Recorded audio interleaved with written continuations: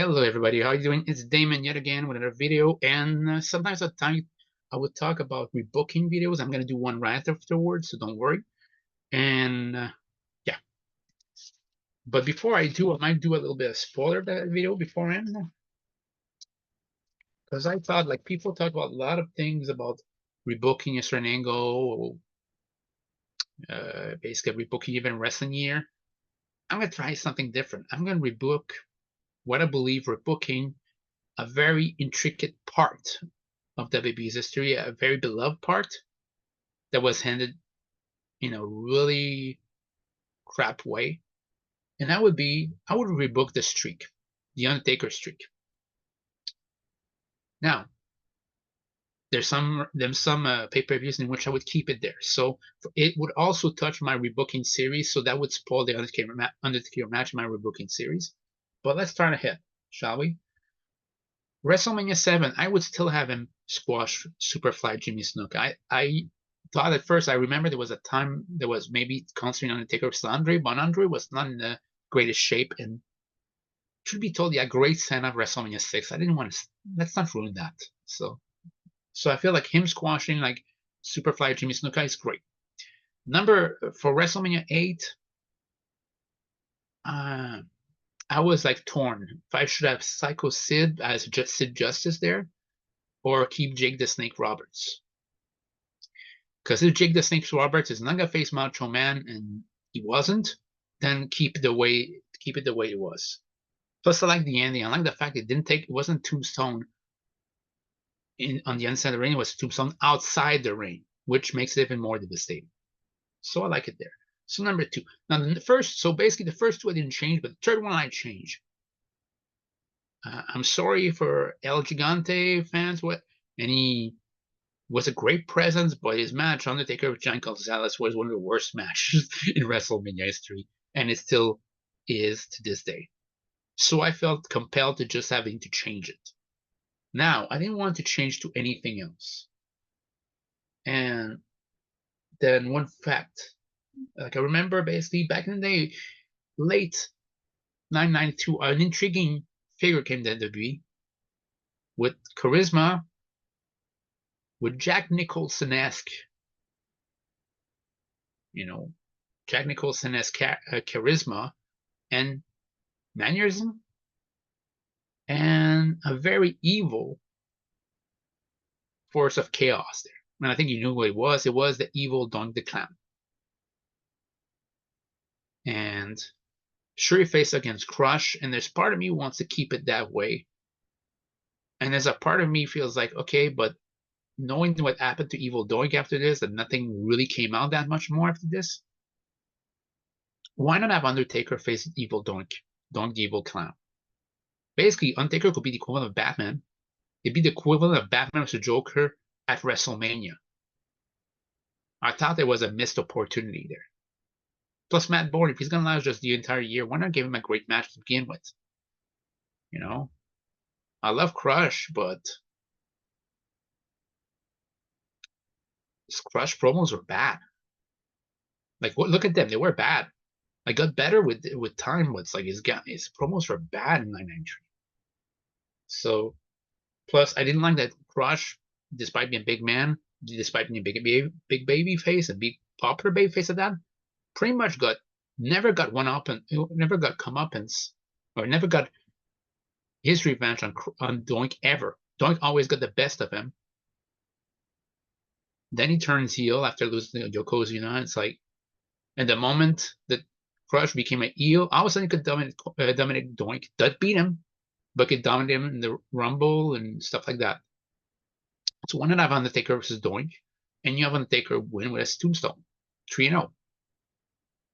That would be, for my point of view, for WrestleMania 9. I thought maybe WrestleMania 10, but if Undertaker is injured, then we need to skip it. So WrestleMania 11, I would have him face Kid Company. I would have him face Bam Bam Bigelow in the semi-main event WrestleMania. LT could basically be teaming with somebody else to face the rest of the Millennium Corporation. And you have Undertaker versus Bam Bam Bigelow, lumberjack match. And yeah, Taker wins, like flying clothesline Tombstone. Now, there's a WrestleMania 12 match with Diesel was on the radar. I'm changing it. On WrestleMania 13, though, it still will be for the BB title, and Psycho Sid would still end up winning the BB title at Survivor Series 996, and Shawn would get him back at the Royal Rumble in his hometown 997. Would have Vader. You could have Vader win the Final Four, and Undertaker challenge Vader for the BB title at WrestleMania 13, and Undertaker wins the title. Imagine that moment, the last move of the match, seeing Vader get tombstone by the Undertaker. Talk about elevating a WrestleMania. It's like one or two matches only. You elevated it to a better level now. Afterwards, WrestleMania 14, I'm not changing against Kane. WrestleMania 15, I do. And I was really plucking my brain of who should be the opponent. I'm thinking, why not Undertaker versus Ken Shamrock? Undertaker was selling his abducting stuff, and Ken Shamrock was basically the first lieutenant of the corporation defending the honor of Stephanie and everybody of the McMahons. Why not have a Ken Shamrock? Like Undertaker vs. Ken Shamrock was very good at Backlash that year. During that Attitude time, the Attitude era, in his case, like there was not many great matches. Why not have this? So that's my number sets for WrestleMania 15. WrestleMania 16 is injured. 17 as well. WrestleMania 17, he's facing Triple H, which I love. Keep it. WrestleMania 18 is WrestleMania Flair. I liked it. Was there in presence. Was there in attendance. I keep it. WrestleMania 19, I would have basically Undertaker team up with Rikishi to face in a triple threat in an in-cap match, Big Show, A-Train, and John Cena. A-Train gets pinned, John Cena doesn't. You can have Nathan Jones or a celebrity make an appearance to take out John Cena from the match, or at least distract him so that John Cena leaves the ring. You could have this. Again, it was going to have been a nothing match, but still. WrestleMania 20 versus Kane. The match wasn't great, but the moment was good, so I keep it. WrestleMania 21, I keep it. Versus Orton. WrestleMania 22, as much as I really love Mark Henry, especially Hall of Fame Mark Henry, I would have preferred the Undertaker versus Kurt Angle in a non-title match. You could have Randy Orton win the world title from Kurt Angle, like at No Way Out, and Ray beats Randy at WrestleMania 22, and Undertaker beats Kurt Angle in a fantastic match at WrestleMania 22. WrestleMania 23 versus Batista, keep it. WrestleMania Undertaker versus Edge, I keep it. Very good. The two WrestleMania match against Shawn Michaels, of course I keep him. WrestleMania 27, I don't. You could have easily had Undertaker face Sting. And I think would have a perfect event to have it. And again, Undertaker wins. You could have WrestleMania 28. This one I can see against Undertaker versus Triple H. But since it's going to be basically I felt like one thing the dynamic they never approached in the streak is, what if there was a multi-man match? In which case Undertaker's streak could end without him being in pin, and we never addressed that. So since Mick Foley was out there, wasn't going to wrestle, I'm thinking Foley should have been like the guest enforcer at ringside for the Hell in a Cell. Shawn is a referee, but would have been Undertaker versus Kane versus Triple H. Again, Undertaker pins Triple H. Shawn maybe super kicks Kane out of the ring. You can have all of this in the background. So yeah. Then you have WrestleMania 29. Taker vs. CM Punk, I would keep it. But WrestleMania 30, I would change it. I would change. A second. So, like I was saying, basically, WrestleMania 30, I feel like another dimension that we never explored with the streak is maybe we should have Undertaker and Kane team up on WrestleMania. Again, another dynamic. You could have said, hey, the Brothers of Destruction, they wrestle, and the streak could end without Undertaker getting pinned. And I would have the Undertaker and Kane face like Brock Lesnar and Rhino. Why? You could further Brock Lesnar be a monster without him ending the streak. Because I'm still against that decision. You could have Undertaker pin Rhino with a tombstone, like basically Brothers of Destruction both deliver the double choke slam. Basically, afterwards, double choke Sam. You have Tombstone and Rhino. And after the match, Brock Lesnar goes crazy and attacks everybody. He delivers basically, like he takes out Kane, F5. He takes out the Undertaker, F5. Rhino tries to shake his hand. He takes him out, takes out his own partner, F5.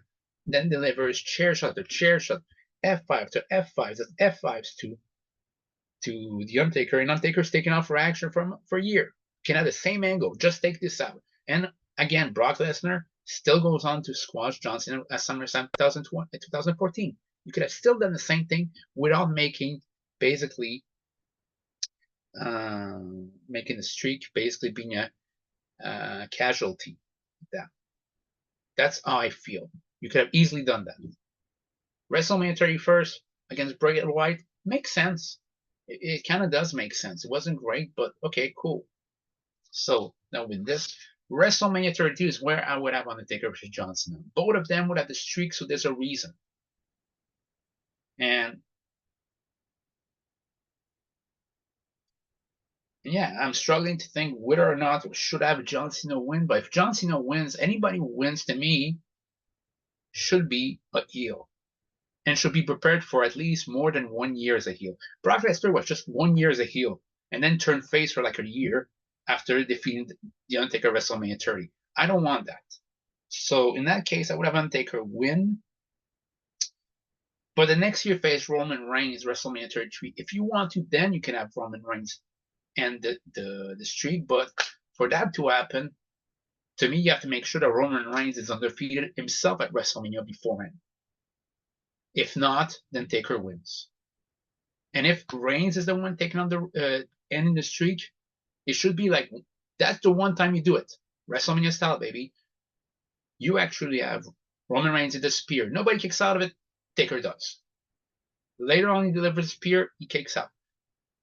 So what does Reigns do? Next time he hits his third spear, he doesn't go for cover. He lifts up the Undertaker. He hits a second spear, and then afterwards he does an Ultimate Warrior / Braun Breaker spear for the third time. And you think, okay, how will the Undertaker kick out that? He doesn't. You could have easily done that story, and then the next day, Roman Reigns is hated, and you can turn him as Tribal Chief then. If you have to turn him heel. If you're not, then keep it safe. So, streak or not, I would have Undertaker face Elias and Baron Corbin at WrestleMania 34 and squash them. Or you could have Undertaker versus Baron Corbin, squash him, and then WrestleMania 35, have him squash Elias. And then WrestleMania 36, I keep him against AJ Styles. That's how I would have booked the streak. So let me know what you guys think. See you guys later.